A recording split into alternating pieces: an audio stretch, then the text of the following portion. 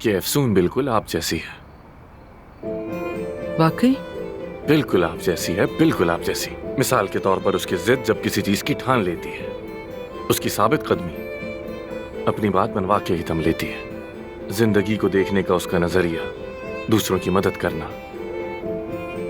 उसकी जहानत, कभी कभी तो अपनी अकल से लोगों को हैरान कर देती है। वो सबको हंसाना, इतनी मजाहिया है कि अगर आप उससे नाराज भी हों तो भूल जाएं, उससे नाराज कोई रह ही नहीं सकता, मुमकिन ही नहीं है।